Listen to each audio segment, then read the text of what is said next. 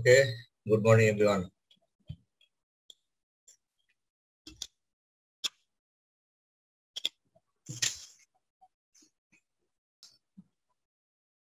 আমরা করছিলাম কি আজকে আমরা বলবো Euler's equation and method of derivation of parameter.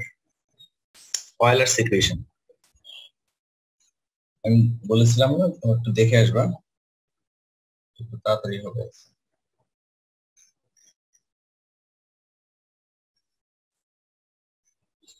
Chapter হলো 12।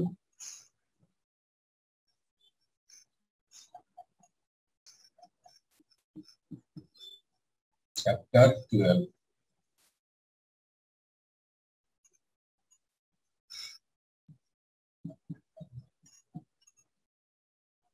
Euler's equation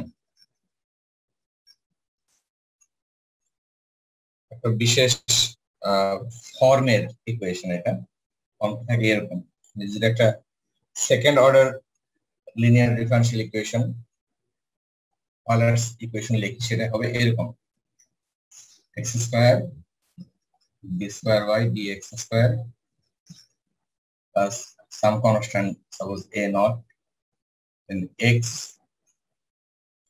dy dx plus some constant, suppose a1y, right side function, suppose e to the power of any function, suppose gx.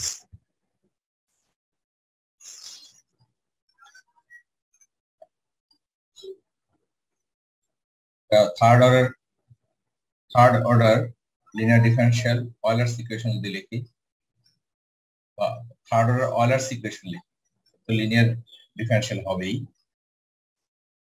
a1 x square d square y dx square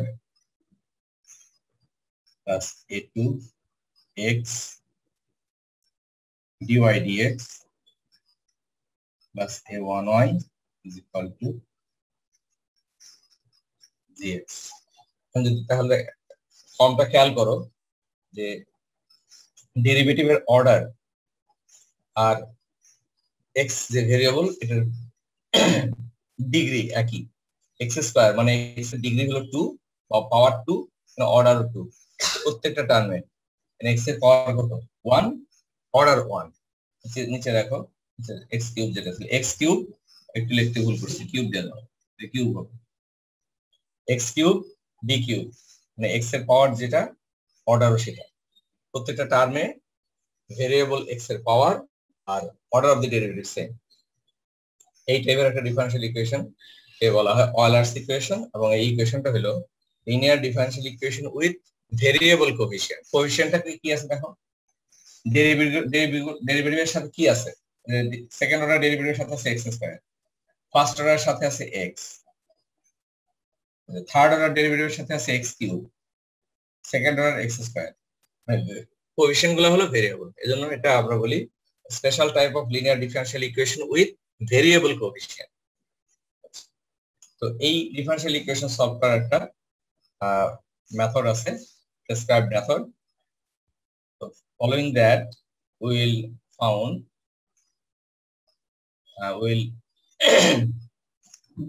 be able to convert this equation to a linear differential equation with constant coefficient. That is, linear differential equation with variable coefficient will be converted a linear differential equation with constant coefficient using the method. So মেথডটা শুধু বলি, আর problem করার সময় সেটা আমরা আরো detail আলোচনা করব। এটা কনস্ট্যান্ট কোএফিসিয়েন্টে কনভার্ট করার জন্য একটা সাবস্টিটিউশন নিতে হয়। পুট x, এই x ভেরিয়েবলটা যে ভেরিয়েবল কোএফিসিয়েন্ট হিসেবে যেটা আছে x, বা ইন্ডিপেন্ডেন্ট যে ভেরিয়েবলটা আছে independent variable x equal two e to the power t বা z একটা লিখতে হয়, e to the power z মনে করো। x ভেরিয়েবলটা z ভেরিয়েবলে চলে যাবে। দেন ln x কত হবে? z ln x equal to ln z e to the power z, মানে z ln e z। এখান থেকে আমরা বের করে ফেলবো dy dx। তো dy dx কে আমরা এইভাবে লিখব, dy dx is equal to, জিনিসটা কেমন হয়ে গেছে দেখো। যখন তুমি লিখছো ln x equal to z, আমাদের শুরুতে যে ডিফারেনশিয়াল ইকুয়েশনটা ছিল সেটা ছিল y is a function of x, মানে y is a function of x। এখন x কে আবার আমরা z ধরেছি, তার মানে x is some function of z, বলতে পারো সাপোজ এটা hz, then z is a function of x। এইভাবে যদি আমরা চিন্তা করি, আমরা যদি x এর জায়গায় ez সাবস্টিটিউট করি বা ln x এর জায়গায় z সাবস্টিটিউট করি, প্রবলেমটা কি হয়ে যাবে, y is a function of z, z is a function of x, এরকম হয়ে যাবে। এখন x x y is a function of z, z is a function of x, তাহলে dy dx কত, আমরা চেইন রুল প্রয়োগ করতে পারি। dy dx হবে dy dz into dz dx, তাহলে dy dx হবে dy dz into dz dx, dz dx, তাহলে এটা করলে আবার dy dx হবে, dy dx equal to this। এখন এই dy dx টা আমরা এখান থেকে ফলগুলো বসাই, রেজাল্টগুলো বসাই, dy dz, dy dz এখানে কিছু করার নাই, dy dz রাখলাম dy dz, আর dz dx, এই dz dx টা এখান থেকে করতে হবে বা এর নিচে থেকে করতে হবে, সরি নিচেরটা, dz dx, dz dx মানে d dz of d, এখান থেকে লেখো dz dx কত, dz dx হবে এই পাশে ডেরিভেটিভ করলে 1/x, dz dx is ln x এর ডেরিভেটিভ 1/x, মানে 1/x। ওকে, তাহলে dy dz 1/x, এইটা হলো dy dx, dy dx মানে dy dz 1/x। আমি আবার সেকেন্ড অর্ডার টেবিল করতে চাই, d square y dx square, এটা যদি করতে চাই তাহলে কি করতে হবে, আবার ওই পাশে, মানে এটাকে আবার x এর ডেরিভেটিভ করতে, এদিকে যাও, এদিকে দুইটা ফাংশন, এটাকে সাপোজ x কে আগে ডিফারেনশিয়েট করি, -1/x স্কয়ার dy dz, আর dy dz কে যদি ডিফারেনশিয়েট করি ওটা আবার আগের মতো dy dz কে ডিফারেনশিয়েট করব চেইন রুল দিয়ে, প্লাস আমি কি করতে চাচ্ছি, আমি চাচ্ছি d dx of dy dz। তো আমি এখানে dy dz কে x দিয়ে ডিফারেনশিয়েট না করে প্রথমে করব z দিয়ে dz dx, dz dx, তারপরে dz dx, চেইন রুল প্রয়োগ করে। তো সেই ক্ষেত্রে এটা হয়ে যাবে d square y dz square, d square y dz square into dz dx এর মান তো আমরা আগেই বের করছি 1/x, এখানে এসেও আবার চেইন রুল প্রয়োগ করে এই ফলটা পেলাম।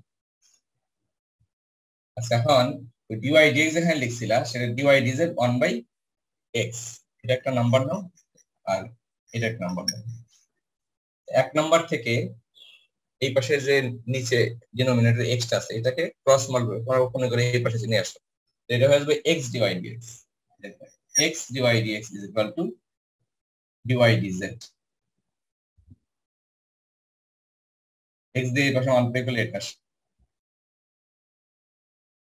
ওকে, একই ভাবে এখানে x এখানে কি হলো,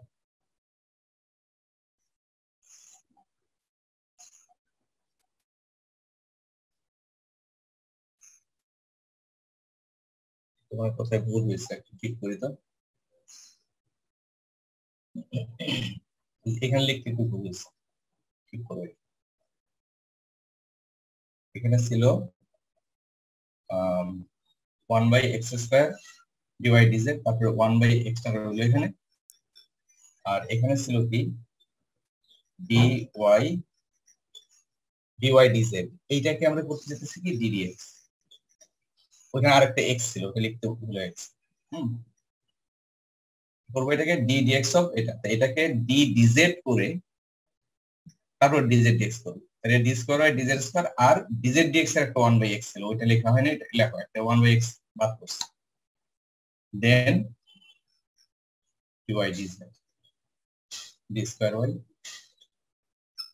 D square by D Z square, ঠিক করে লেখা এরকম হবে। এখন 1 বাই এক্স স্কয়ার এটা এই পাশে গুণ করে ফেলো, x square D square by d x square, এই এক্স স্কয়ার পাশে গুণ হয়ে গেল, ওই দিকে রইল এটাকে আগে d square by D Z square minus d y d Z,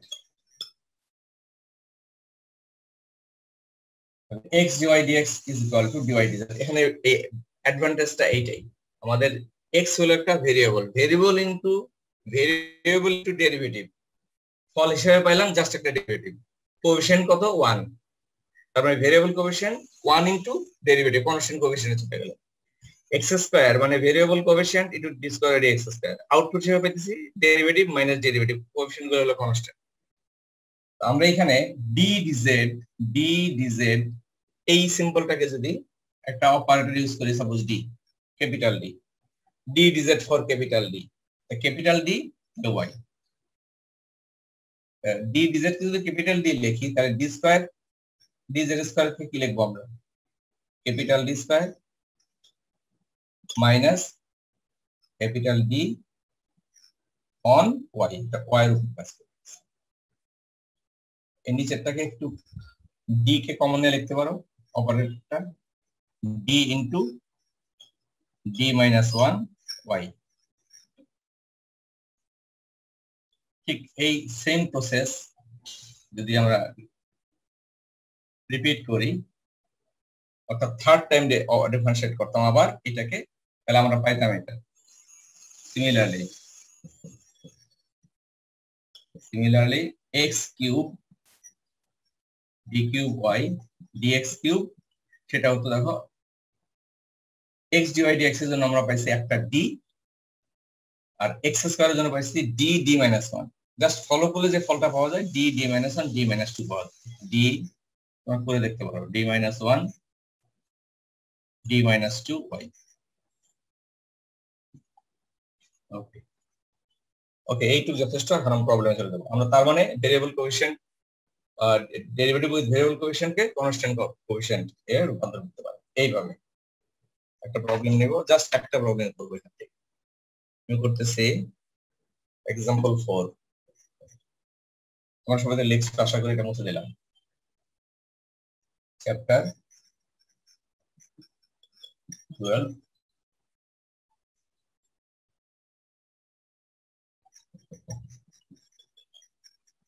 example 4,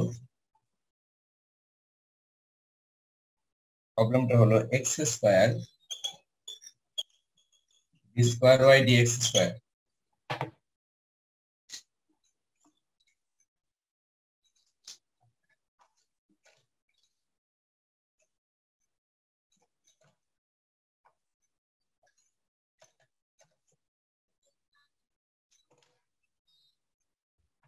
minus x dy dx minus x dy dx plus y is equal to ln x square।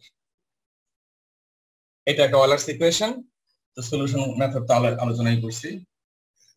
এটা সাপোজ এক নাম্বার দিয়ে রাখলাম, equation number 1, putting x equal to e to the power z, therefore ln x equal to z, এবং ওই আগে যা যা লিখছিলাম সব এখানে লিখে দেব, সরাসরি লিখলে কোনো অসুবিধা নেই। যদি তুমি ওই ফলগুলোকে তুমি নন ফল রেজাল্ট হিসেবে নিয়ে নাও, তাহলে dy dx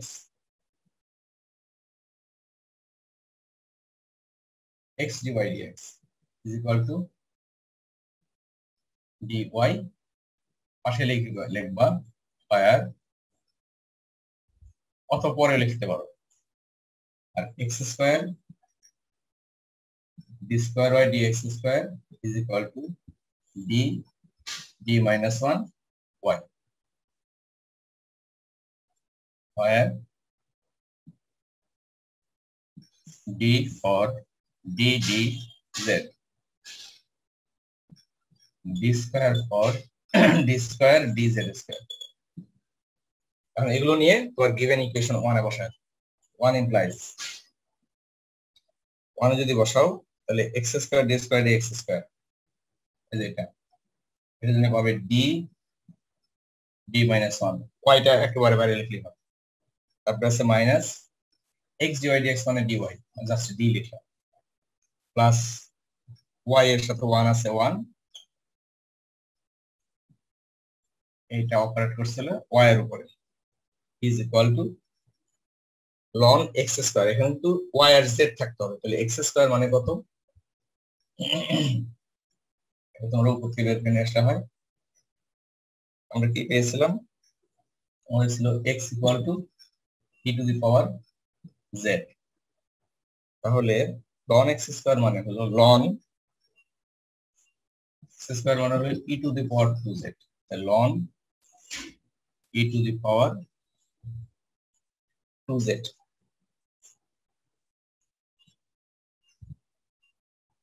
এটাকে তুমি ভিতরে একটু সিম্পলিফাই করো, d স্কয়ার minus d minus 2d plus 1 on y is equal to, এটা লিখবে 2z। তাহলে আমাদের এখন যে প্রবলেমটা এসে দাঁড়িয়েছে, এটা একটা লিনিয়ার ডিফারেনশিয়াল ইকুয়েশনের কনস্ট্যান্ট কোএফিশিয়েন্ট, যেটা আমরা এই যে ইতিপূর্বে অনেক করলাম। বাকি কাজ তো খুব সহজ, এটা এই বার করতে হবে। পাশাপাশি এটা এইভাবে লিখি, so is homogeneous associated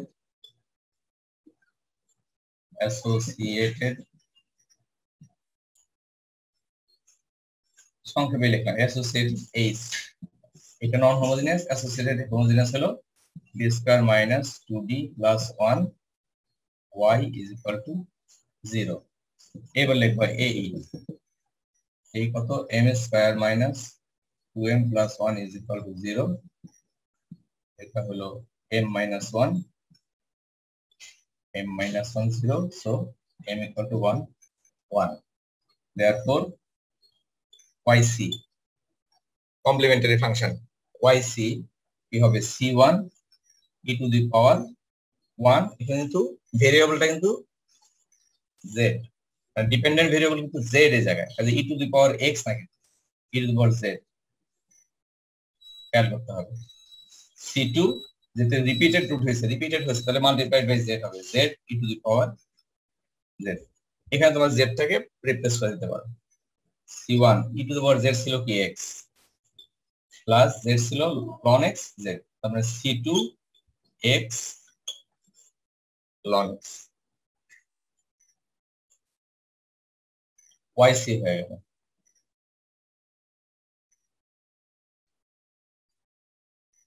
yp এই যে অপারেটরটা সেটা নিচে পাঠিয়ে দাও, ইনভার্স অপারেটর মেথডে যদি করি 2z বাই d স্কয়ার মাইনাস 2d প্লাস 1, উপরে কি আছে এখানে, উপরে হলো একটা পলিনোমিয়াল হলে পরে কি করতে হয়, এটাকে 1 minus z 1 plus z inverse লিখে এটা এক্সপানশন করতে হয়। যাই হোক, প্রথমত তুমি দেখবা যে এটাকে ফ্যাক্টরাইজ করা যায় কিনা, করা যাচ্ছে, এটা d minus 1 হোল স্কয়ার বা 1 minus d হোল স্কয়ার একই কথা, আমি 1 minus d হোল স্কয়ার লিখলাম যেটা দরকার। এই যে অপারেটর উপরে চলে গেল 1 minus d two the power minus 2, একটু ভুল করছি, 2d না কিন্তু z লেখা এটা 2z কাজ করবে কার উপরে, 2z এর উপরে।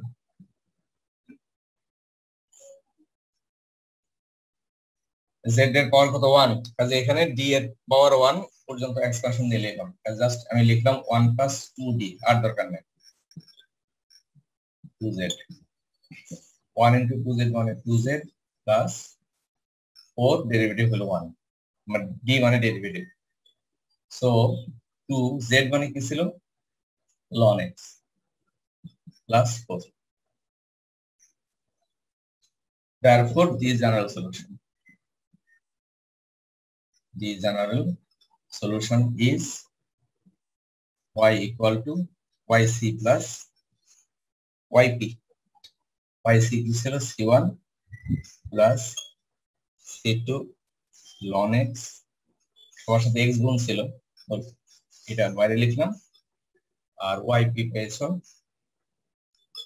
2 ln x প্লাস এর आंसर। এইভাবে তোমরা এই টাইপের অঙ্কগুলি করবা। এক্সাম্পলে যা আছে সব দরকার নাই, জাস্ট 1 2 3 4 চারটা অঙ্ক এবং 8 এর ভিতর থেকে হবে। এক্সাম্পল 1 2 3 4। এখন আমাদের আরেকটা টাইপ বাকি আছে, ওটা করলে ডিফারেনশিয়াল ইকুয়েশন শেষ। টাইপ বলতে আমি বলবো method, method of variation of parameter, সেটা আলোচনা করতেছি এখন। Method of variation of parameter. এই মেথডটা একটা ইউনিভার্সাল মেথড।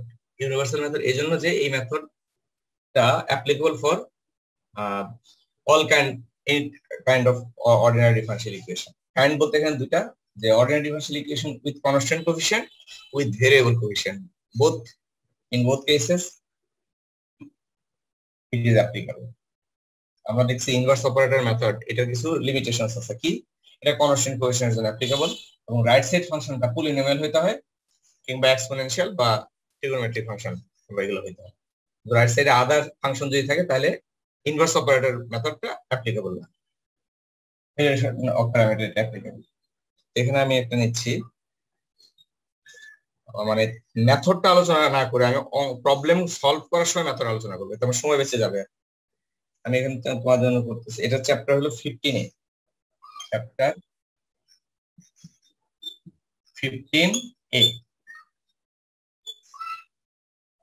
15 এর এক্সাম্পলের অঙ্কগুলো তোমরা এই 2-3টা করবে, আমি এক্সারসাইজ দিয়ে করতেছি। এখানে আমার এক্সারসাইজ অঙ্ক বোঝানো আছে, এক্সাম্পল অঙ্ক লেখা নাই এই জায়গায়। এক্সারসাইজ নিয়ম একই সবই, আমি 3 করতেছি। সলভ, যেভাবে লেখা আছে আমি সেভাবে লিখতেছি। x double dash plus x is equal to 10t। বোঝা যাচ্ছে যে x ড্যাশ মানে এটা d square x dt square, মানে ভেরিয়েবল হলো x আর t, y কিন্তু নাই এখানে, এই জিনিসটা খেয়াল করতে হবে। এখানে x টাই হলো ডিপেন্ডেন্ট ভেরিয়েবল আর t টা হলো ইন্ডিপেন্ডেন্ট ভেরিয়েবল, মানে আমাদের রেজাল্টটা হবে x some function of t হবে। আচ্ছা, ভেরিয়েবল যা দেওয়া আছে তাই করব। তো এই যে ডিফারেন্সিয়াল ইকুয়েশন দেওয়া আছে, এটাকে যদি আমরা অপারেটর নোটেশনে লিখি, solution in operator notation. Operator নোটেশনে লিখলে আমরা এটাকে লিখব কিভাবে? d square plus 1 x is equal to 10t। এটা আমাদের কাজটা হলো যে প্রথমে এটার yc বার করা, প্রত্যেকটার ক্ষেত্রে তো yc বার করতে হয়, আমরা আগে yc বার করব, তারপরে আমি আলোচনা করব যে কিভাবে yp টা বার করা যায় in variation of parameter method দিয়ে। ফার্স্ট আমরা লিখলাম এটা সাপোজ আমাদের nh, অ্যাসোসিয়েটেড হোমোজেনিয়াসটা কি হবে?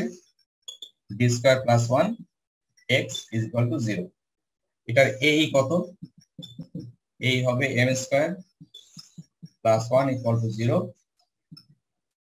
m square equal to minus 1 মানে minus i square, m square equal to minus 1 মানে i square, sorry i square. therefore m equal to plus minus i। এটা একটা ইমাজিনারি রুট আর কি। কেমন? এটা a প্লাস i টাইপের, 0 প্লাস 1 ইনটু i, এটা এই ফর্মে আছে। তাহলে আমার xc টা কত এখানে? therefore কমপ্লিমেন্টারি ফাংশন xc, আগে যেটা yc লিখতাম এখন xc equal to c1 a plus ib ফর্মে থাকলে কি হয়? e to the power ax থাকে এখানে, আচ্ছা বাইরে থেকে e to the power x, এর জায়গায় তো 0 আছে, e to the power 0 x মানে 1, আর তাহলে 1, আর ভিতরে যাবে c1 cos bx, b এর জায়গায় এখানে আছে 1 মানে cos x হবে, cos x c2 sin bx মানে sin x, finished. এটা তো t এর ফাংশন না, তাহলে cos t হওয়ার কথা না? t হবে, t ঠিক হবে, t এখানে ভেরিয়েবলটা তো t, c1 cos t c2 sin t। Thank you. এটা হলো xc। এখন আমরা yc বার করব কিভাবে, এইটাই হলো আলোচ্য বিষয় এখানকার। yc বার করার জন্য এই মেথডটার নাম কি, ভেরিয়েশন অফ প্যারামিটার। প্যারামিটার গুলোকে ভেরি করাতে হয়। এখানে প্যারামিটার বলতে c1 এবং c2 এদেরকে বলতেছে প্যারামিটার। এটা সিম্বল গুলা for constant, but this constant take any value. Value নিবে, যে ভ্যালুগুলো নিবে সেগুলো হলো কনস্ট্যান্ট ভ্যালু, বাট ভ্যালুগুলো ভেরি করতে পারে। আচ্ছা, তো যাক এখানে আমরা c1 c2 কে কনস্ট্যান্ট না ধরে, যেহেতু এটা ভেরি করতে পারে, তাই মনে করি যে এটা সাম ফাংশন অফ t হবে। এইটাই হলো ভেরিয়েশন প্যারামিটার মেথড নিয়ম। এই বলে লিখতে হবে, লেট xp মানে পার্টিকুলার ইন্টিগ্রাল। এখানে কি করা হয়, xc থেকে xp টা গেস করতে হয়, অনুমান করে লেখা হয়। সেটা কি, ধরা যাক xp হবে c1 এর জায়গায় সাম ফাংশন অফ t, ধরা যাক at সাথে cos t, ct হবে bt সাথে sin t। এই ভেরিয়েশন প্যারামিটার এইটাই মেথড, যে c1 c2 is considered to be are considered to be function of t, at bt। এখন কোন at bt, সেটার জন্য দুটো শর্ত আছে। আমি তো এখানে তোমার থিওরেমটা ডিরাইভ করতেছি, আমি কিন্তু থিওরেমকে ফলো করতেছি। এর জন্য একটা থিওরেম আছে, থিওরেম ফলো করে যে ফল পাই সেগুলো ইউজ করতেছি। তাহলে কি করা হয়, xp ইকুয়াল টু এটা লেখা হয়, where at bt satisfy the two equations, where a dash t, তারপরে at এর সাথে যে ফাংশন ছিল ওটা থাকবে cos t, প্লাস bt এর ডেরিভেটিভ b dash t সাথে sin t। এই এক্সপ্রেশনটার ফল হবে 0। We choose at bt such that এটা হয়। কন্ডিশন তো মনে রাখবা, এই মেথডটার এটি হলো এই একটা কন্ডিশন। এন্ড আরেকটা কন্ডিশন হলো এটা আবার এইটা দিয়ে লিখতে পারবো, সেটা কি, a dash t কে ঠিক রাখবো, a dash t সাথে কি ছিল cos t, এইটার ডেরিভেটিভ বসাবো। cos t ডেরিভেটিভ হলো মাইনাস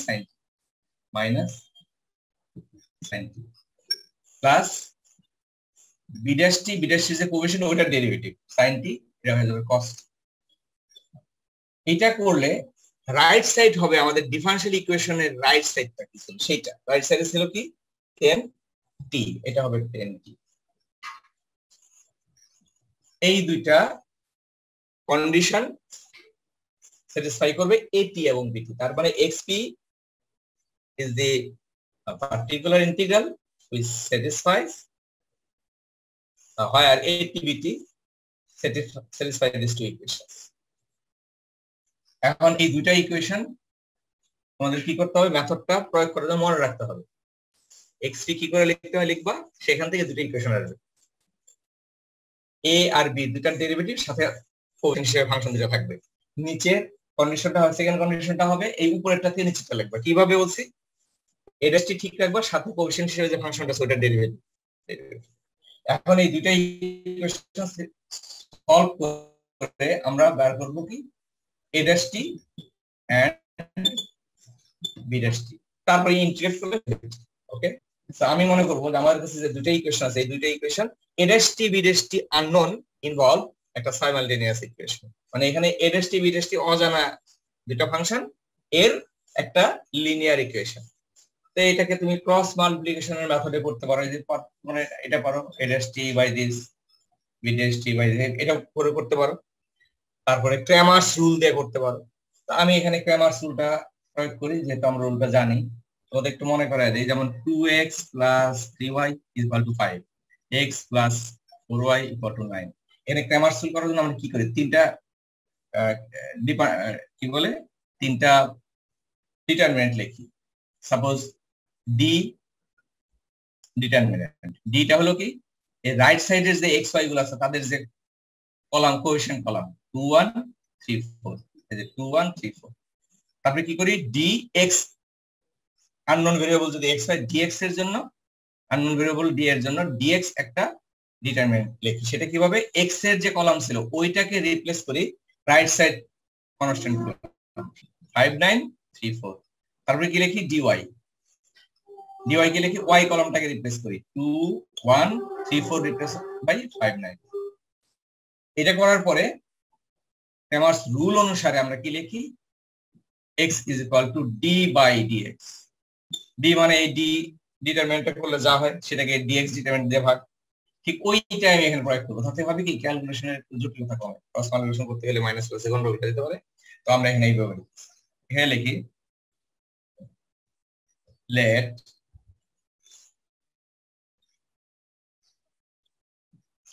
w, এটা ডিটারমিনেন্ট, সেটা হলো a dash এবং a dash t এর কোএফিশিয়েন্ট গুলো দেখবে কি cos t sin t minus sin t cos t। এর ডব্লিউ লেখাতে কারণ আছে, এই ডিটারমিনেন্টটাকে রানস্কিয়ান বলা হয়। এটার ভ্যালু যদি 0 হয় তাহলে আমরা এখানে এই যে সলিউশন গুলো লিখছিলাম cos t sin t, হ্যাঁ এই সলিউশন গুলো ইন্ডিপেন্ডেন্ট সলিউশন হয় না, তখন আমরা এটা করতে পারি না, নন জিরো হইতে হবে এটা। আচ্ছা তাহলে এটা দেখি আমরা কি হয়, is equal to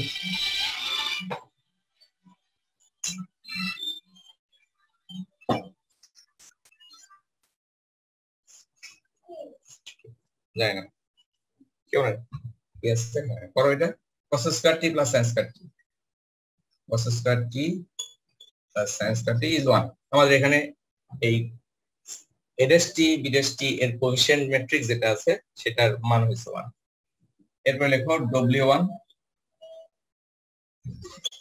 আমি এখান থেকে লিখি, হ্যাঁ w1 টা এখান থেকে লিখি, w1 টা কি করব, w1 টা কি, w1 টা হলো a dash t b dash t এখানে যে কোএফিশিয়েন্ট ছিল এই কোএফিশিয়েন্ট কলামটা রিপ্লেস করব right side coefficient column 0 10 t যেভাবে আছে।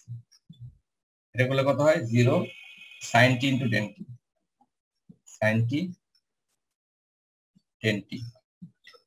ওকে, w2 হলো y এর যে কোএফিশিয়েন্ট কলামটা ছিল ওইটা চেঞ্জ করব, মানে এটা চেঞ্জ করব রাইট সাইড দিয়ে 0 10 t, আর এটা যেটা ছিল সেটাই থাকবে মানে cos t sin t।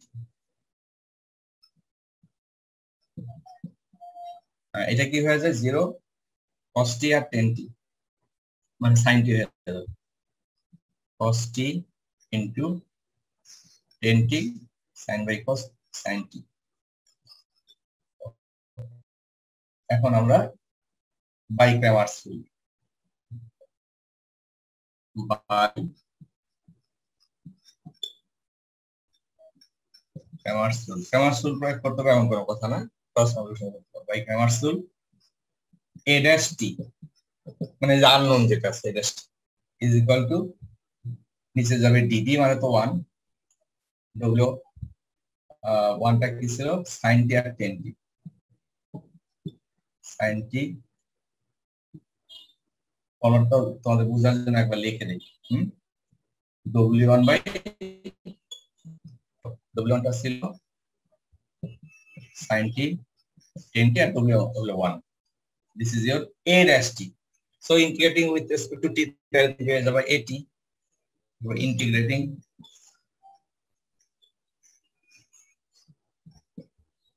at is equal to integrate করো, তো এটা minus sin t tan t হবে, sin t মাইনাস ছিল একটা, জি স্যার এটাতে মাইনাস হবে স্যার। স্যার যে ইয়েতে স্যার আমরা ম্যাট্রিক্স স্যার হচ্ছে অপর সাইড এটা স্যার মাইনাস হয় না স্যার 0 tan t আর হচ্ছে যে স্যার sin t বাই sin t আর cos t ছিল, তো পরে হচ্ছে স্যার sin t এর জন্য মাইনাস আসবে স্যার।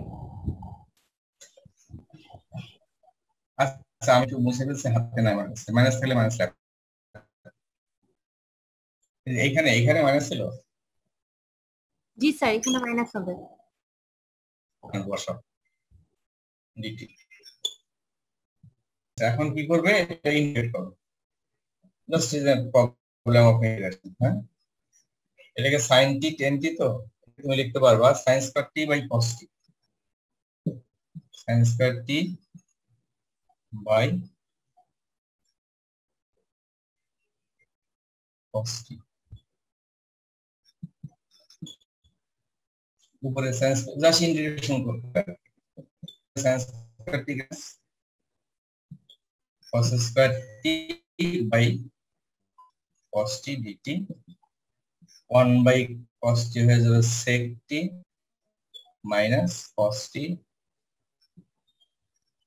dt। sec t হলো ln sec t plus tan t, integration করলে কি আসে, ln sec t plus tan t আর minus integration cos t sin t minus sin t।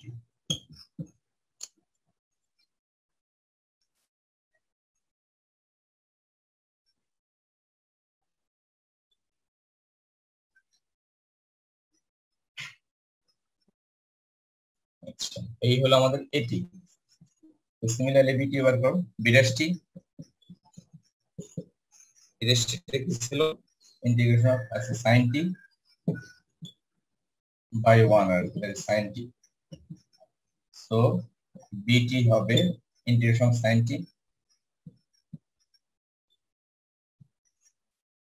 Minus cos t।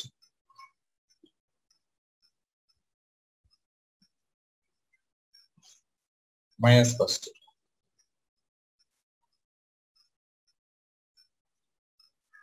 তাহলে তোমার y p টা কি দাঁড়ালো, therefore y p তো না x, xp is equal to at, at যেটা পেয়েছো সেটা বসাবো।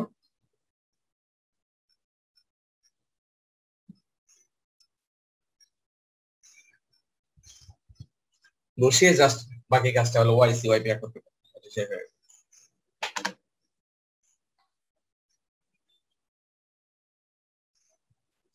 আচ্ছা, এটা এখানে শেষ। ডিফারেনশিয়াল ইকুয়েশন করে নিজেরা প্র্যাকটিস করতে থাকো, এই টাইপের গুলো করবা। রাইট সাইডে এরকম একটি এগুলো থাকলে এক্সারসাইজ এগুলো করতে পারো। এক্সারসাইজের 1 2 3, এক্সারসাইজ চ্যাপ্টার 15 এ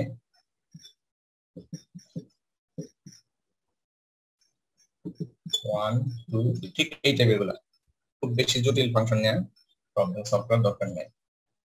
ডিফারেনশিয়াল ইকুয়েশন এখানে শেষ হয়ে গেল। বাকি যে সময়টুকু আছে আজকে ওইটাতে ভেক্টর অ্যানালাইসিসের কিছু সিলেক্টেড টপিক নিয়ে আলোচনা করব। ভেক্টর অ্যানালাইসিস, ভেক্টর অ্যানালাইসিসের ভিতরে আমাদের যে আলোচ্য সূচি সেখানকার প্রবলেম গুলোকে তিনটা ভাগে ভাগ করা যায়। একটা হলো just basic operation, dot cross,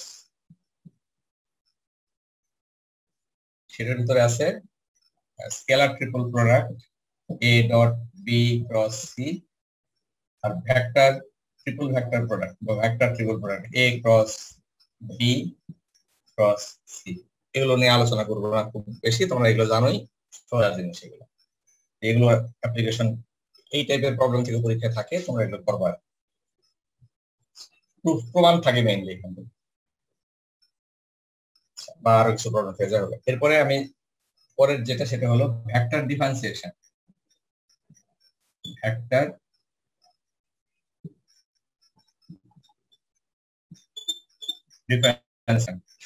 differentiation of vector function. এখানে আমাদের দুই ধরনের ফাংশন, একটা স্কেলার ফাংশন আর একটা হলো ভেক্টর ফাংশন। একটা স্কেলার ফাংশন হলো এরকম phi phi X Y Z is equal to ধর যাক এক্স ওয়াই স্কয়ার জেড। আর একটা ভেক্টর ফাংশন থাকে কেমন, F is equal to F X Y Z is equal to ধর যাক X Y square I 5zj z square xk, এটা একটা ভেক্টর ফাংশনের এক্সাম্পল। x y z এর বিভিন্ন ইনপুটের জন্য একটা করে ভেক্টর পাওয়া যায়, আর এখানে x y z এর বিভিন্ন ইনপুটের জন্য একটা স্কেলার মান পাওয়া যায়। এইজন্য এটা হলো স্কেলার ফাংশন, এটা হলো ভেক্টর ফাংশন। তো ভেক্টর ডিফারেন্সিয়েশন মানে ভেক্টর ফাংশনের ডিফারেন্সিয়েশন, এটা আমরা যে অংশটার উপর আলোকপাত করব ফোকাস করব সেটা হলো যে আমরা এখানে the function of more than one variable, মানে একটা ফাংশন অফ সেভারাল ভেরিয়েবল, তাহলে কাজে আমাদের এখানকার ডেরিভেটিভ গুলো হবে পার্শিয়াল ডেরিভেটিভ। আমরা এখানে একটা সিম্বল বা অপারেটর ইউজ করি, যে অপারেটর ডেল, এই অপারেটরকে ডেল অপারেটর বলে। উপরে একটা ভেক্টর চিহ্ন কখনো দিই, কখনো বোল্ড করে লিখি ডেল। এই অপারেটরটা is equivalent to del del xi del del yj del del zk, এটা হলো ভেক্টর ডিফারেনশিয়াল অপারেটর। এই ডিফারেনশিয়াল অপারেটরটা স্কেলার ফাংশনের উপরেও অপারেট করা যায়, ভেক্টরের উপরেও অপারেট করা যায়। আচ্ছা, যদি এটা একটা স্কেলার উপর অপারেট করি তখন আমরা এটাকে অপারেট করে যে আউটপুটটা পাই, তাহলে ফাই একটা স্কেলার ফাংশন, তার উপরে এই ডেল অপারেটর বা ভেক্টর ডিফারেনশিয়াল অপারেটর অপারেট করা, তাহলে এটা জিনিসটা কি দাঁড়াবে? এটা দাঁড়াবে ডেল ফাই। আমি কিন্তু অনেকগুলো মানে স্টেপ ইগনোর করে দিচ্ছি, আমি তো জানি যে তোমরা এটা জানো। Del phi del X I মানে ফাই এর partial derivative with respect to X Y Z, del phi del Y J del phi del Z কে। ডেল ফাই যখন এর উপর ডেল্টা ফাই এর উপর অপারেট করব, আউটপুট এটা হবে। এই আউটপুটটাকে আমরা একটা নাম দেই gradient of phi. It is gradient of phi. Gradient of phi এটা একটা ভেক্টর, তাই না? কারণ এই যে আই জে কে আছে, এটা vector. Gradient of phi is a vector. এটা যদি ভেক্টর হয় তাহলে তার ডিরেকশন আছে, ম্যাগনিটিউড সবই আছে। এটা আমরা এটাকে জিওমেট্রিক্যালি এটা প্রুফ করছিলাম যে গ্রেড ফাই হলো একটা vector perpendicular to the surface phi. তার মানে আমার ফাই যে এক্স ওয়াই জেড একটা ফাংশন ছিল, phi equal to phi X Y Z, এটা ইন 3 ডাইমেনশন। সাপোজ এটা একটা সারফেস প্রকাশ করে, তল। তো সেই সারফেসটা যদি এটা হয় এরকম, এই সারফেসের কোন একটা বিন্দুতে গ্রেড ফাই বার করলে সেই বিন্দুতে সারফেসটার উপরে লম্ব বরাবর একটা ভেক্টর বোঝায়, ইট ইজ গ্রেড ফাই। সারফেসটার এক্স ওয়াই জেড বিন্দুতে, এক্স ওয়াই জেড মান ইনপুট দিলে বিভিন্ন বিন্দুতে বিভিন্ন গ্রেড ফাই পাওয়া যায়। এখানে যদি একটা হয় তাহলে সেখানকার গ্রেড ফাই বা গ্রেডিয়েন্টটা এইদিকে হবে, যেহেতু এটা একটা সারফেস। হ্যাঁ, সারফেসটা হইতে পারে একটা সমতল। সমতল যদি হয় তাহলে গ্রেড ফাই সব জায়গায় একই হবে, মানে গ্রেড ফাই ভেক্টরটার ডিরেকশন বলতে এটাই বোঝাচ্ছি যে ডিরেকশন সব জায়গায় একই হবে। আর যদি এটা একটা বক্রতল হয় তাহলে বিভিন্ন পয়েন্টে গ্রেড ফাই ডিরেকশন বিভিন্ন হবে। ডেল যদি একটা ভেক্টর ফাংশনের উপর অপারেট হয় সেই ক্ষেত্রে দুটা নিয়ম আছে। একটা ডট অপারেশন, ডট অপারেশন যদি নাও, ডটের নিয়মে অপারেশন কি হবে? এটা হবে তাহলে এফ এর কম্পোনেন্ট গুলো ছিল f1 f2 f3, del f1 del x del f2 del y del f3 del z। কেন হলো? এই জন্য হলো যে এটার সঙ্গে কি আছে, ডেল ডেল এক্স আই, আর এফ এর সাথে আছে ধরা যাক f1 i, i dot i1 এইভাবে করে, আর i ডট i1 ছাড়া বাকি i dot j i dot কে 0 হয়ে যাবে। অর্থাৎ এটাকে আমরা বলি ডট প্রোডাক্টে যে আউটপুটটা পাই তাকে বলি divergence of f। It is called divergence of f। f হলো ভেক্টর, ডাইভারজেন্স হলো একটা স্কেলার।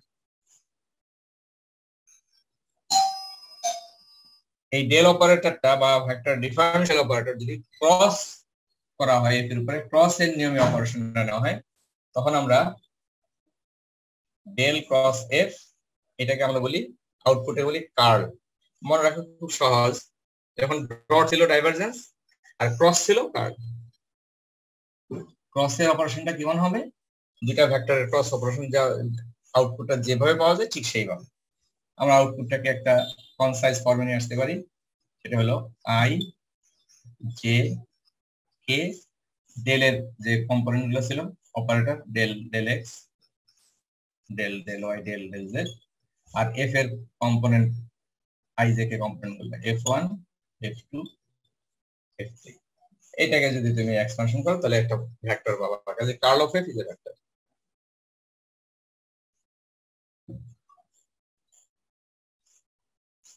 আচ্ছা, এখন এইটা রিলেটেড কিছু প্রবলেম তোমাদের আছে, সেগুলো তোমরা জাস্ট কিছু প্রুফ আছে যে একটা এফ ভেক্টর ফাংশন দেওয়া আছে, find divergence at this point, curl at this point, show that this this এগুলো সব প্রুফের অঙ্ক, এগুলো আপনি যারা করে নিন আলোচনা।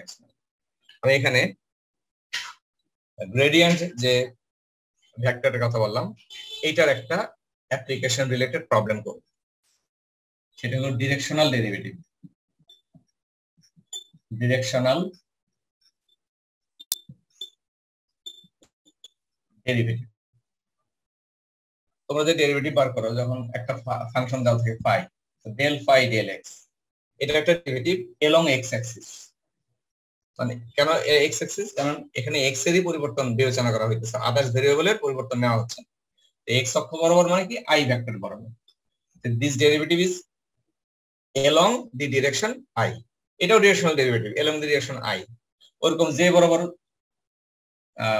করবা del phi del y, z axis বরাবর বা 3 অ্যাক্সিস বরাবর আমরা এইভাবে ডিরেকশনাল ডেরিভেটিভ বার করি। এখন আই জে কে ছাড়া অন্য একটা ডিরেকশন বরাবরও আমার পরিবর্তনের হার, ডেরিভেটিভ মানে তো পরিবর্তন বার করা আমাদের প্রয়োজন পড়ে, পরিবর্তনের হারে অন্য একটা ডিরেকশন বরাবর, সেই ডিরেকশন বরাবর মানে একটা ডিরেকশন দেওয়া থাকবে, ধরো যে দেওয়া আছে you,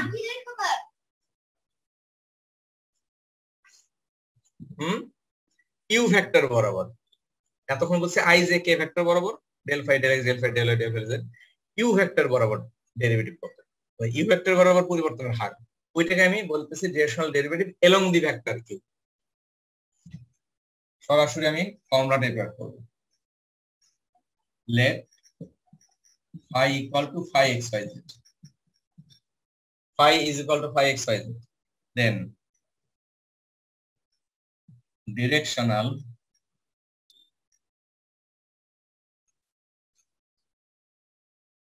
derivative of phi along u, u is a vector along u, is equal to given by, আমরা এটাকে এই directional derivative of phi along u, ঠিক এই স্টেটমেন্টটাকে প্রকাশ করার জন্য একটা সিম্বল ইউজ করি, D U phi, D U phi.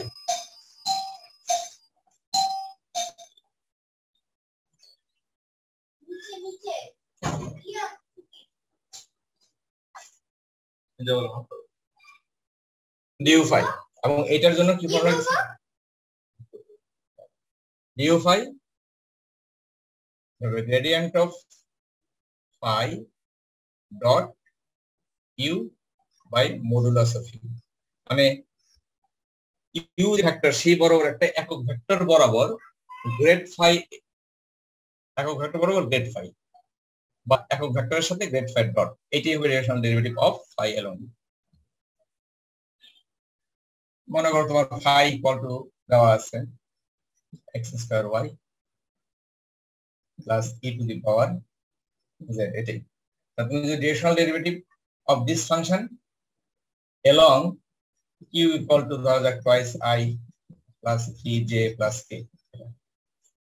তোমাকে যদি বলে directional derivative of phi along u, একটা পয়েন্ট হয়তো বলে দিবে, পয়েন্ট বলা না থাকলে ওইটাই থাকবে, পয়েন্ট যদি বলে দেয়, কারণ ফাই এর উপরে তো অনেক পয়েন্ট আছে, কোন পয়েন্টে করতেছে একটা পয়েন্ট উল্লেখ করতে, তো ধরা যাক পয়েন্ট কি একটা পয়েন্ট দেওয়া আছে 1 1 1 1 1 1 পয়েন্টে ফাই এর ডিরেকশনাল ডেরিভেটিভ along u কি হবে, du phi is equal to gradient of phi dot u by modulus of u। তো গ্রেড ফাই মানে কি, এটা del phi del x, del phi del X I, del phi del Y J, del phi del Z K dot Q বলতে কি বুঝতেছো 2 3 1 ysi ej k by modulus 2 square 3 square plus 1 কারণ del phi del X partial derivative গুলো যেটা করব করে এখানে বসায় দিয়ে এই বসিয়ে দিয়ে এটা কি পাইলা directional derivative at any point ওই পয়েন্টের জায়গায় 1 1 1 বসালে ওই পয়েন্টে ডিরেকশনাল ডেরিভেটিভ পাইলা ওকে এখানে একটা জিনিস দেখে নাও এটা যদি একটা সারফেস হয় এটার কোন একটা বিন্দুতে ডিরেকশনাল ডেরিভেটিভ ডিরেকশন মানে তো যাওয়া থাকবে তাহলে একটা ইউ ডিরেকশন ইউটা এদিকে হইতে পারে এদিকে হইতে পারে এদিকে হইতে পারে এদিকে বিভিন্ন দিকে হইতে পারে বিভিন্ন দিকে ডেরিভেটিভ বিভিন্ন রকম হবে এদের মধ্যে ম্যাক্সিমাম ডেরিভেটিভটা কোন দিকে পাওয়া যায় তার মানে হলো if you want to find grade phi dot U but by modulus এইটার ম্যাক্সিমাম ভ্যালু করতে চাও তার মানে এই দুইটা ভেক্টরের ডট গুণের ম্যাক্সিমাম মান তো ডট গুণের মান ম্যাক্সিমাম কখন হয় মধ্যবর্তী কোণ যখন 0 হয় তার মানে তোমার এই ইউটা আচ্ছা আমরা দেখি গ্রেড ফাই কোন দিকে আছে তার সাথে তো ইউ এর ডট গ্রেড ফাই আছে লম্ব বরাবর বুঝলাম না grade phi in the direction perpendicular ডিরেকশনে এইটা হলো grade phi direction grade phi এর সাথে ইউ এর ডট ম্যাক্সিমাম পাওয়া যাবে যদি ইউটা গ্রেড ফাই এর বরাবর চলে আসে তখন মধ্যবর্তী কোণ 0 হয়ে যাবে cos 0 মানটা ম্যাক্সিমাম হবে কারণ 0 ছাড়া তো অন্য যে কোনো মানের জন্য cos এর মান কম 0 তেই cos এর সর্বোচ্চ মান 1 পাওয়া যায় সো কনক্লুশনটা হলো এটা তোমরা লিখে নাও নোট যদি কখনো বলে যে find the maximum value of the directional derivative তুমি লিখবে এটা maximum value of the directional derivative occurs in the direction of grade phi grade phi ভেক্টরটা ডিরেকশনের ম্যাক্সিমাম মানটা পাওয়া যায় এবং তাহলে ম্যাক্সিমাম মানটা তাহলে কত হবে বলো ডিরেকশনাল ডেরিভেটিভ কি grade phi dot U by modulus of U U by modulus of U এটা তো 1 এটা unit vector U by U মানে তো 1 এবং গ্রেড ফাই এর সাথে ওই ইউনিট ভেক্টর 1 মান বিশিষ্ট ভেক্টর ডট নিতেছে তাহলে তুমি যদি মধ্যবর্তী কোণ 0 হয় তাহলে এইটার মানটা কি আসবে গ্রেড ফাই এর মান ইনটু 1 এর মান আর মধ্যবর্তী কোণ ম্যাক্সিমাম এর জন্য কত 0 0 হওয়ার কারণে এটা 1 হয়ে গেছে তার মানে জিনিসটা হলো কি maximum value of the directional derivative হলো গ্রেড ফাই এর মানটা গ্রেড ফাই ডট 1 মধ্যবর্তী কোণ এটা 1 cos 0 এটা 1 তাহলে গ্রেড ফাই এর মান যেটা এইটাই ম্যাক্সিমাম মান in the direction of grade phi and the maximum value of the directional derivative is modulus of grade phi grade phi এর যে মানটা ওই পয়েন্টে grade phi এর যে মানটা আছে সেটাই ম্যাক্সিমাম মান এটা অর্থ কি এটা অর্থ হলো এটা যে সারফেস হয় এই বিন্দুতে এই খাড়া বরাবর যদি পরিবর্তন হারটা না হয় এটাই সর্বোচ্চ খাড়া ছাড়া অন্য যে কোনো দিকে যাবা কোনটা চেঞ্জ হয়ে cos অফ সাম অ্যাঙ্গেল এটা গ্রেড ফাই এর চেয়ে কম হবে এই জাতীয় প্রবলেম एग्जांपल করা আছে তোমার খাতায় করা আছে করবে এটা আর করলাম না এখন চলে যাব ভেক্টর ইন্টিগ্রেশন কিছু সিলেক্টেড টপিক সব তো আলোচনা করা যাবে না সোজা যেগুলো সেগুলো সোজা আর যে টাইপের প্রবলেম টপিক রিলেটেড প্রবলেম পরীক্ষায় আসে সেগুলো আলোচনা ভেক্টর ইন্টিগ্রেশন এখানে দুইটা টপিক আলোচনা করব প্রথম হলো ভেক্টর ইন্টিগ্রেশন না বলে লাইন ইন্টিগ্রেশন বললে ভালো হয় vector line integration vector line ইন্টিগ্রেশনটা কি একটা লাইন বরাবর তোমাকে লাইন বলতে এখানে আমরা পাথ বুঝি পাথ ইন্টিগ্রেশন তোমাকে একটা ভেক্টর ফাংশন দেওয়া আছে f আর একটা পাথ দেওয়া আছে এরকম পাথের একটা স্টার্টিং পয়েন্ট আছে ধরো a এন্ড পয়েন্ট আছে b এই পাথটা এটা যদি এফ ভেক্টরটা যদি 2 ডাইমেনশনাল ভেক্টর হয় তো পাথটা তাহলে 2 ডাইমেনশনাল একটা কার্ভ হবে। এটা 3 ডাইমেনশনাল উপরে পাথটাও 3 ডাইমেনশনাল একটা কার্ভ বা স্পেস কার্ভ হবে। এটা একটা শূন্যে অবস্থিত কার্ভ বা শূন্যে অবস্থিত অসংখ্য বিন্দু সমন্বয়ে তৈরি কার্ভ। এই কার্ভটার একটা ইকুয়েশন সি হলো কার্ভ, তার একটা ইকুয়েশন দেওয়া থাকবে তো, তাই না? উদাহরণ হিসেবে নিতেছি, ধরা যাক তোমাকে দেওয়া আছে সি কার্ভের ইকুয়েশন হলো, সির উপরে ইকুয়েশন বলতে কি বোঝায়, কার্ভের উপরে এক্স ওয়াই গুলো কেমনে করে আছে রিলেশনটা। তাহলে এক্স ইকুয়াল টু ধরা যাক দেওয়া আছে টোয়াইস ওয়াই আর জেড ইকুয়াল টু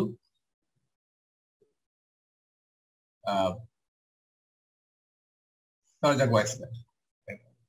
মানে এই পাথটার উপরে যে কোনো পয়েন্ট যদি এক্স ওয়াই জেড হয়ে থাকে ওই পয়েন্ট গুলো আসলে কেমন, x equal to twice y বলতে পারো, আর z equal to y square মানে ওয়াই স্কয়ার, মানে টোয়াইস ওয়াই ওয়াই স্কয়ার। এটাতে এটাই বুঝাচ্ছি প্রত্যেকটা বিন্দুর কোঅর্ডিনেটস এই টাইপের বা এক্স ওয়াই জেড এর মধ্যে এই সম্পর্কটাই আছে। আচ্ছা, সি পাথের ইকুয়েশন এখানে কি এক্স আর এক্স ওয়াই জেড দিয়ে প্রকাশিত হয়েছে। কখনো কখনো সি কার্ভের ইকুয়েশন প্যারামেট্রিক ফর্মে থাকে, মানে x Y z in terms of third variable দিয়ে প্রকাশিত হয়। ধরা যাক হইতে পারে এই পাথটার equation x equal to t, y equal to t square, z equal to t cube. পাথের উপরে যে কোনো পয়েন্ট গুলো এরকম থাকে, এটাও হইতে পারে। কখনো কখনো আবার ডেসক্রিপটিভ ওয়েতে দেওয়া থাকে, সেটা কি বলা হলো c is the line segment, মানে টুকরা টুকরা লাইনের সমন্বয় গঠিত। সেটা কি c is equal to c1 plus c2 plus c3। এখানে c1 হলো এক্স অক্ষ বরাবর এক টুকরা লাইন, c2 হলো ওয়াই অক্ষ বরাবর এক টুকরা লাইন, c3 বরাবর জেড অক্ষ বরাবর। এগুলো তোমাদের খাতায় কিন্তু এই জাতীয় অক্ষগুলো করা আছে। তো যাই হোক, যেভাবে দেওয়া থাকুক, আমরা এফ ভেক্টরটার ইন্টিগ্রেশন এলং দি লাইন এটা করতে চাই। এফ ভেক্টরের ইন্টিগ্রেশন এলং দি লাইন, এটা বোঝানোর জন্য আমরা একটা সিম্বল ইউজ করি, f dot d r integration along c. এই যে একটা সিম্বল ইউজ করি এফ ডট ডিআর, এফ এর সাথে ডিআর একটা ভেক্টরের ডট, সেই ডটের integration along the path c. এখানে ডিআর হলো ডিএক্সআই ডিওয়াই জেড ইজেড, সবই তোমাদের জানার কথা। ডি কেন, আর কি, আর হলো এক্সআই ওয়াই জে জেড কে। তাহলে ডিআর কত, ডিআর হলো ডিএক্সআই ডিওয়াই জে ডিজেড কে, আর এফ হলো একটা গিভেন ভেক্টর ফাংশন। তাহলে এফ এর সাথে আর এর ডট নিলে পরে এফ এর যে আই জে কে কম্পোনেন্ট গুলো আছে সেগুলোর সাথে ডিএক্স ডিওয়াই ডিজেড রেসপেক্টিভলি যুক্ত হয়ে যাবে। তারপরে এফ ডট ডিআর, এটা করলে তুমি কি হলো, ডট করে একটা ফাংশন, এটা কি একটা স্কেলার ফাংশন হয়ে যাবে কিন্তু, তাই না? কারণ এফ এর সাথে ডি এর একটা ডট প্রোডাক্ট হিসেবে কাজে এটা হবে একটা স্কেলার ফাংশন। কি টাইপের হতে পারে, एग्जांपल এমন হতে পারে এক্স স্কয়ার ওয়াই ডিএক্স, তারপর মনে করো ওয়াই জেড ডিওয়াই, তারপর আছে মনে করো এক্স জেড কিউব ডিজেড, এরকম একটা কিছু হবে। তো এটাকে যখন আমরা ইন্টিগ্রেট করব along the path c, integration along the path c করার নিয়ম হলো সি পাথের ডেফিনিশনটা কি ওইটাকে ইউজ করে, ডেফিনিশন ব্যবহার করে এই যে এক্সপ্রেশনটা আছে এখানে, এক্সপ্রেশনের মধ্যে কয়টা ভেরিয়েবল, তিনটা ভেরিয়েবল না এক্স ওয়াই জেড, এই তিন ভেরিয়েবলের এক্সপ্রেশনকে একটা ভেরিয়েবলের এক্সপ্রেশনে রূপান্তর করবা কিভাবে, using the definition of the path c. তো সি পাথের ডেফিনিশনটা যেটা বললাম তাহলে দেওয়া ছিল x equal to twice y, z equal to y square, তো ধরে এমন দেওয়া ছিল। তাই x এর মান যদি আমরা টোয়াইস ওয়াই বসাই সমস্ত জায়গায়, তাহলে এটা y হয়ে যাবে, z এর মান y হয়ে যাবে, পুরাটাই y এ চলে যাবে। ফলে আমাদের যে ডিফারেনশিয়াল গুলো আছে সেগুলো এখান থেকে বদলাই দিতে পারবো, dx equal to 2dy, dz equal to twice y dy, পুরো প্রবলেমটাই, পুরো এক্সপ্রেশনটাই ফাংশন অফ y হয়ে যাবে, then integration with respect to y। এইটাই হলো মেথড। তাহলে f ভেক্টর ফাংশনের line integration along the path c, f dot dr বার করবা, f ডট dr বার করে যে এক্সপ্রেশনটা হলো সেই এক্সপ্রেশনটাকে তিন ভেরিয়েবল হলে পরে এক ভেরিয়েবলে পাঠায় দিবা ইউজিং ডেফিনিশন সি ডেফিনিশন ব্যবহার করে। আমি একটা ছোট্ট প্রবলেম নেব, বেশি বড় নেব না, ছোট নেব, কারণ আরো আলোচ্য বিষয় আছে।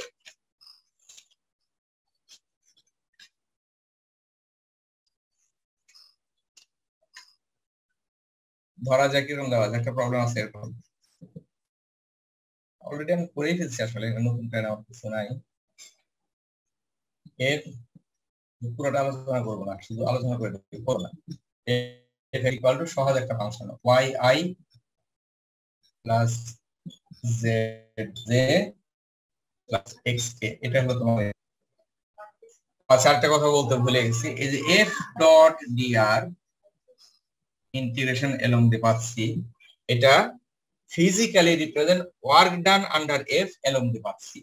সি পাথ বরাবর এফ ফোর্স, এফ যদি একটা ভেক্টর ফিল্ড ধরো ফোর্স ফিল্ড হয়, এফ ফোর্স এর আন্ডারে এ পয়েন্ট থেকে বি পয়েন্ট পর্যন্ত কোন একটা পার্টিকেলকে যদি শিফট করা হয়, এই পাথ দিয়া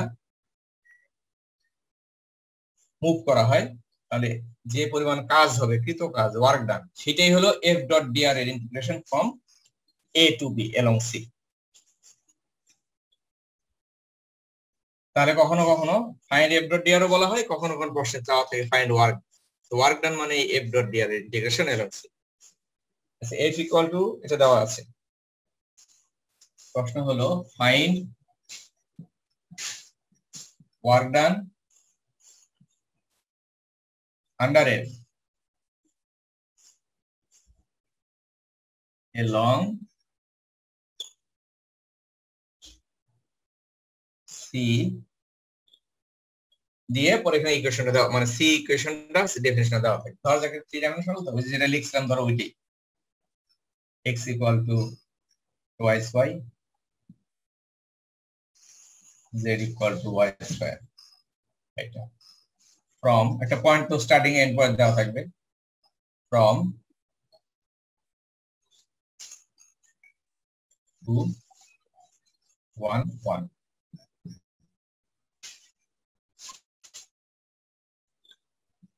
2 বা 0 0 সহজ করে নেই, 0 0 0 নিলাম, 0 0 0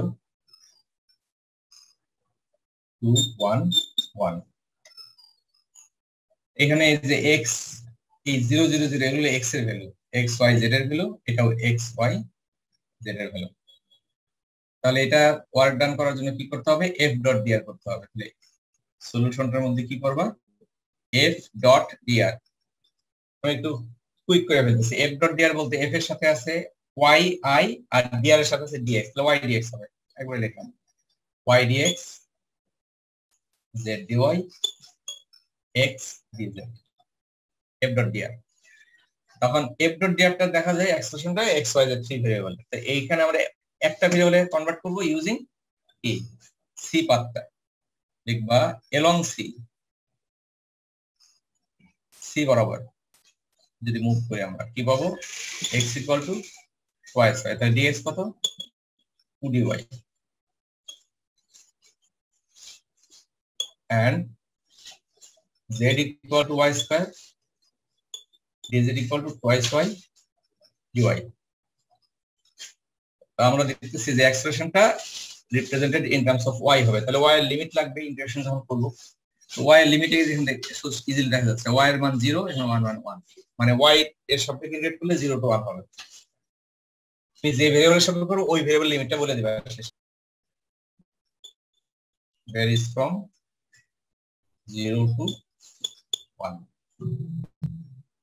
therefore work done equal to f dot dr along c, f dot dr কত পেয়েছো সেটা লিখলাম, y dx z dy, তোমরা ইচ্ছা করলে এইখানে আগে মানগুলো বসাই দিয়া সিম্পলিফাই করে আইনা এখানে বসাইতে পারো, কোনো অসুবিধা নেই। এটা along c,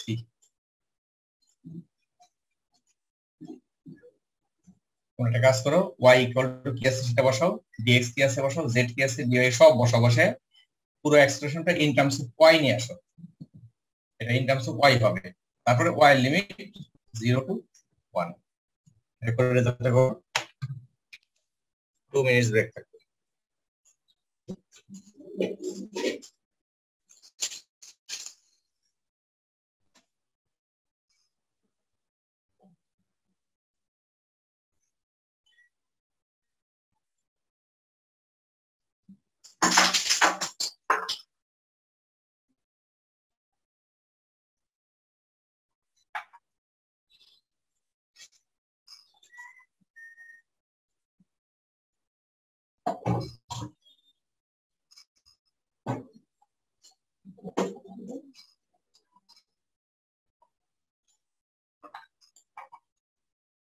এটা করে ফেলবো, হ্যাঁ শেষ হয়ে গেছে, সময় সংক্ষিপ্ত।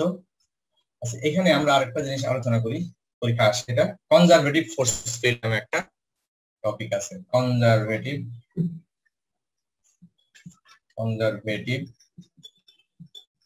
Force field. Conservative force field কাকে বলে?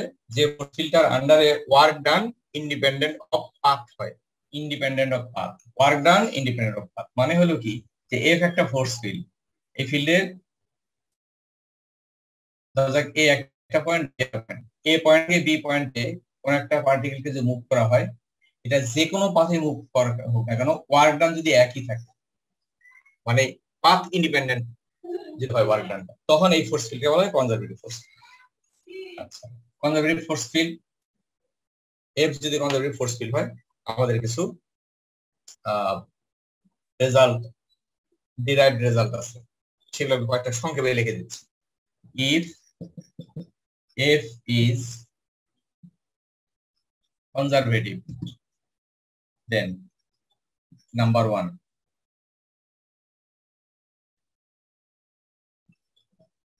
work done মানে তো f dot dr লিখি, সোজা কথা, f dot dr এটা is independent of path, independent of c দিয়ে যখন c path c, আর এটা যখন ইন্ডিপেন্ডেন্ট অফ পাথ c হয়, তখন f টাকে প্রকাশ করা যায় gradient of some scalar function. মানে f যদি কনজারভেটিভ ফোর্স ফিল্ড হয়, তখন এটা কি হয়, ইন্ডিপেন্ডেন্ট অফ পাথ। আর ইন্ডিপেন্ডেন্ট অফ পাথ যখন হয়, তখন f can be expressed as the gradient of some scalar function, f equal to grad phi হয়। মানে there exists a scalar function phi whose gradient is f, এরকম পাওয়া যায়। if f is conservative, there exists a scalar function phi whose gradient is f equal to grad phi। এই scalar ফাংশনটাকে বলা হয় scalar potential of f। লিখতে পারো, কোন খাতা লেখা আছে, phi is called scalar potential, scalar potential for f।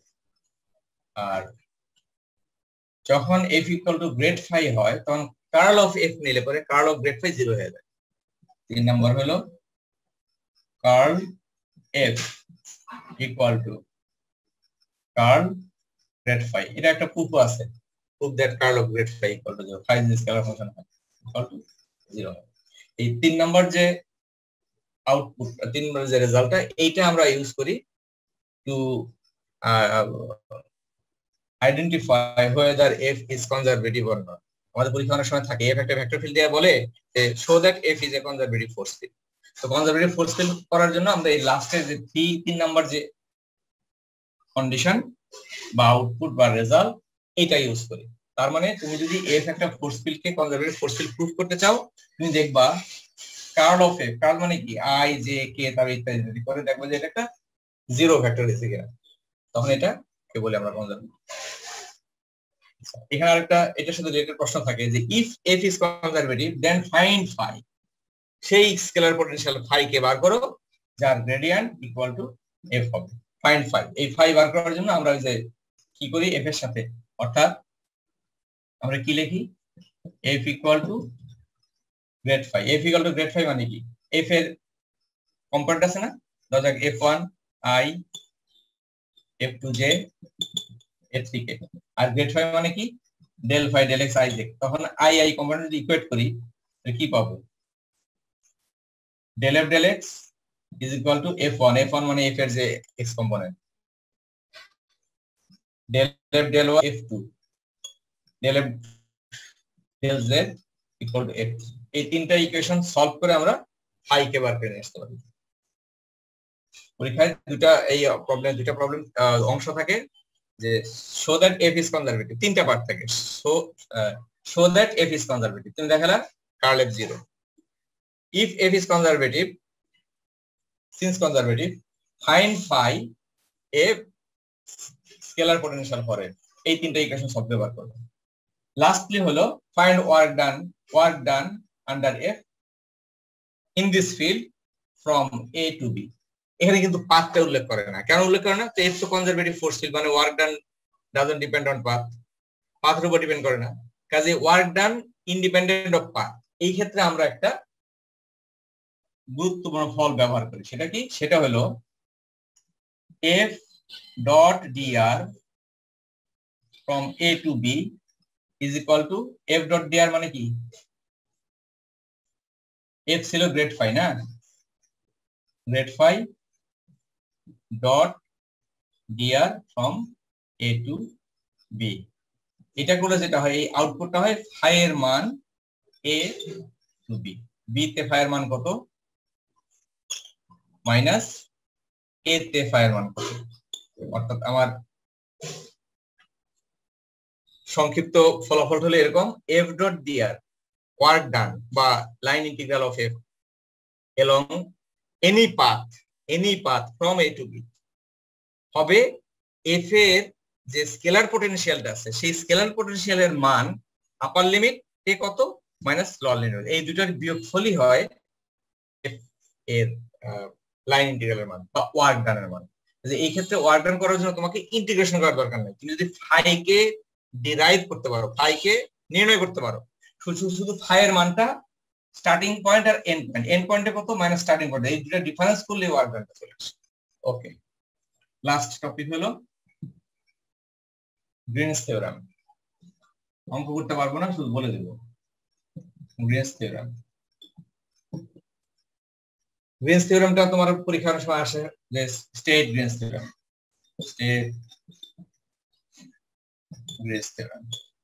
Greens থিওরামটা আমি একটু বলে দেই। এখানে গ্রিনস থিওরামটা স্টেটমেন্টের মধ্যে এটি করা হয়েছে যে একটা ক্লোজড কার্ভ এরকম থাকে, আবদ্ধ বক্ররেখা, এবং এই আবদ্ধ বক্ররেখাটার উপরে পয়েন্টগুলো যখন পিক করা হবে তখন এইটার নেওয়ার ধারাটা হবে বা প্রক্রিয়াটা হবে এন্টি ক্লকওয়াইজ।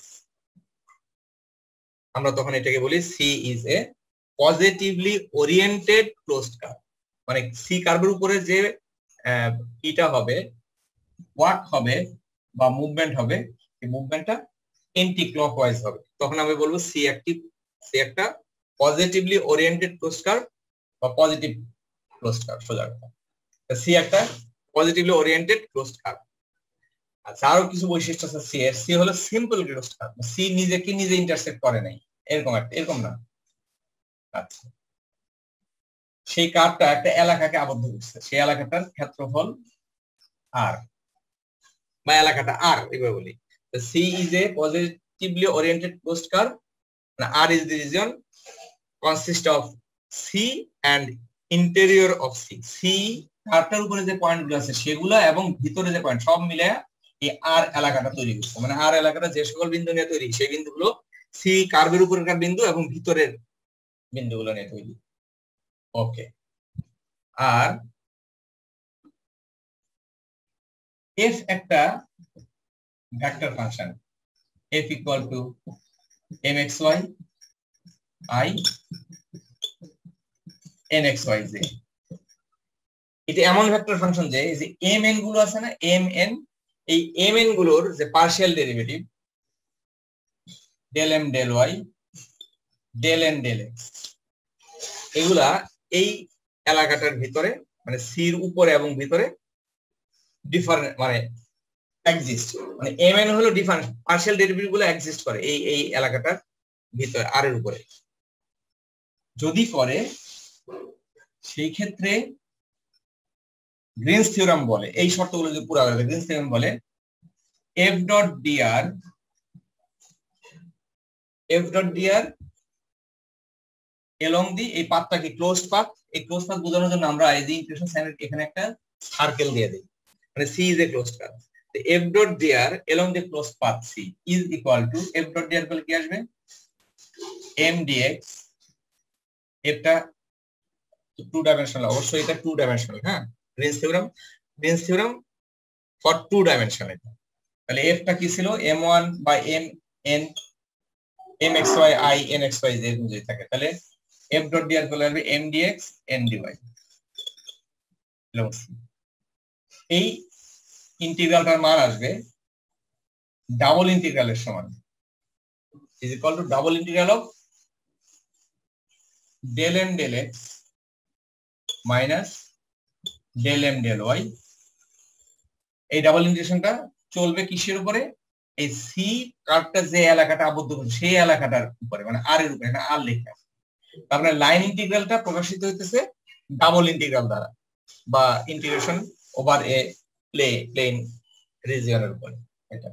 আর এখানে আমরা লিখবো ডিএ, ডিএ মানে হলো এই রিজিয়নটার ভিতরে ছোট্ট একটা এলাকা, ক্ষেত্রফল ডিএ, ডিএ মানে ডিওয়াই ডিএক্স বা ডিএক্স ডিওয়াই। আমরা ফর্মুলাটা এইভাবে লিখি, এফ ডট ডিআর এর integration along the positively oriented closed curve C is equal to m dx n dy C is equal to del n del x minus del m del y dA। এটাকে একটু clear করে লিখলে এটা এরকম আসবে del n del x minus del m del y dA কে লিখতে পারবা dy dx কিংবা dx dy, কোনো অসুবিধা নেই ওভার আর। তার মানে এই লাইন ইন্টিগ্রালটা এই ডাবল ইন্টিগ্রাল থেকে নির্ণীত হবে। ডাবল ইন্টিগ্রাল করার জন্য কি করতে হবে, n যে ফাংশনটা ছিল মানে কম্পোনেন্ট ফাংশনটা, তার পার্শিয়াল ডেরিভেটিভ মাইনাস m এর পার্শিয়াল ডেরিভেটিভ, dx dy টা কি, এটা অর্থ হলো জাস্ট ধারাবাহিক ইন্টিগ্রেশন। প্রথমে dy y এর সাপেক্ষে ইন্টিগ্রেশন হবে, প্রাপ্ত ফলটা x এর সাপেক্ষে হবে। কোথায়, r এর উপরে। এই r এলাকাটা থেকে y এর লিমিট আর x এর লিমিট বার হবে। কি করে বার করবা আমি একটু সংক্ষেপে বলে দিই। ধরা যাক তোমার যে r এলাকাটা ছিল সেটা ছিল মানে সি যে এলাকাটা, সি যে কার্ভটা ছিল, কার্ভের তো একটা ডেফিনিশন থাকবে তাই না। ধরা যাক সি কার্ভের ডেফিনিশন ছিল c equal to c is y equal to x, আর একটা ছিল y equal to x square. y equal to x এবং y equal to x square দুইটা কার্ভ দ্বারা কার্ভটা মিলেই সি কার্ভটা তৈরি। তাহলে আমরা দেখি y ইকুয়াল টু x কি, এটা সেট লাইন, এটা হলো y ইকুয়াল টু x, আর y equal to x square এটা কেমন এরকম। তাহলে y equal to x square আর y ইকুয়াল টু x, এই দুইটা কার্ভ মিলে যে এলাকাটা আবদ্ধ হয় সেই এলাকাটা হলো এটা। বড় করে রাখি,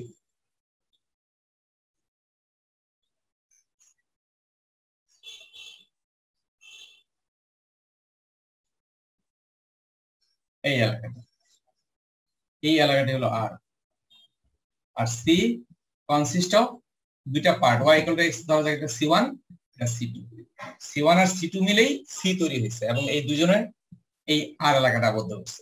এই আর এর উপরে যখন তুমি ইন্টিগ্রেশন করবা, যে y এর সাপেক্ষে ইন্টিগ্রেশন করবে, তাহলে y এর লিমিট পাওয়ার জন্য y অক্ষ বরাবর একটা উলম্ব রেখা টানবা এই এলাকাটার ভিতরে, এই এলাকার ভিতরে, এই এলাকার উলম্ব রেখা। এই উলম্ব রেখাটা আমি একটু গাঢ় করে দিলাম, এটা এই উলম্ব রেখাটা নিচের কার্ভকে যেখানে ছেদ করবে সেখানে y এর যে মান সেটা হবে y লিমিট, আর এখানে x এর যে মান সেটা x এর লিমিট। তোমরা দেখো যে এই উলম্ব রেখাটা আমি এখানে টানতে পারতাম, এখানে টানতে পারতাম, উলম্ব রেখাটার এই নিচের যে বিন্দু আর উপর বিন্দু, এই বিন্দুগুলো ভেরি করতেছে x এর সাথে। সো y এর মানটা ইন টার্মস অফ x প্রকাশ করতে হবে। তুমি যদি y দিয়ে ফার্স্ট ইন্টিগ্রেশন করো তাহলে y এর লিমিট ইন টার্মস অফ পরের ভেরিয়েবলটা কি x, x এর সাপেক্ষে প্রকাশিত হবে। আচ্ছা, তাহলে এখানে আমাদের y লিমিটটা দেখো, নিচের কার্ভটা কোনটা, নিচের কার্ভটা ছিল x স্কয়ার, তাহলে y এর ইন্টিগ্রেশন y এর সাপেক্ষে করলে এটা হবে x স্কয়ার, আর উপরের কার্ভের y এর মান কত ইন টার্মস অফ x হলো x। তারপরে এই উলম্ব রেখাটাকে একটা বাম দিকে সরাও, সরাইতে সরাইতে এটা লাস্ট এই এলাকাটার সর্বশেষ বিন্দু তাই যখন পৌঁছবে সেখানে x এর মান কত সেটা হবে x এর লিমিট। তাহলে আমরা দেখতেছি যে এই কার্ভ দুটো ইন্টারসেক্ট করছে কোথায়, 0 0 0 তে। 0 0 কাজেই x এর লিমিট হবে 0। আর যে ডান দিকে সরাও তাহলে এটাকে ইন্টারসেক্ট করতে হবে এখানে, মানে এই খাড়া রেখাটা এই রিজিয়নের ভিতর দিয়ে অতিক্রম করার সময় লাস্ট যে পয়েন্টটাকে অতিক্রম করে যাবে সেই পয়েন্টটাতে যে x এর মান, এখানে x এর মান এই দুটো সলভ করলে পাওয়া যাবে x = x² মানে 1 0 থেকে এইভাবে লিমিট বার করে ডাবল ইন্টিগ্রেশন করা হয়। সো এই এক্সপ্রেশনটা উইথ রেসপেক্ট টু y যখন ইন্টিগ্রেট করবা তাকে লিমিট বসাবে x এর সাপেক্ষে, তারপরে পুরো ফাংশনটা হয়ে যাবে কিসের x এর। আবার x দিয়ে ইন্টিগ্রেট করার পরে x এর মান সংখ্যাতে প্রকাশ করলে এটা পাওয়া যাবে। তো যাই হোক, তোমাদের এইটা তো ক্লাসে খুব ভালোভাবে পড়ানো হয়েছিল, ক্লাসে তোমাদের ক্লাস নোটেও আছে। তোমরা এটার জন্য যে বইটা ফলো করবা সেটা হলো ভেক্টর অ্যানালাইসিস, বইটার নামই ভেক্টর অ্যানালাইসিস বাই স্পাইজেল। এটা সামস আউটলাইন সিরিজের একটা বই, সামস আউটলাইন সিরিজ। সেটা থেকে তোমরা এই ভেক্টরের বিষয়ে যা যা আলোচনা হলো সেগুলো আলোচনা করবা। ক্লাস নোট সাথে নিয়ে অন্য যে কোনো বই নিতে পারো, নেট থেকেও রেফারেন্স নিতে পারো, কোনো অসুবিধা নেই। টপিক ধরে ধরে নেট থেকে রেফারেন্স নিয়ে পড়লেও হয়। ঠিক আছে, তো আজকে ক্লাস এখানেই শেষ, আর রিভিউ ক্লাসটা এটাই লাস্ট ক্লাস। ঠিক আছে, ওকে, থ্যাংক ইউ এভরিওয়ান।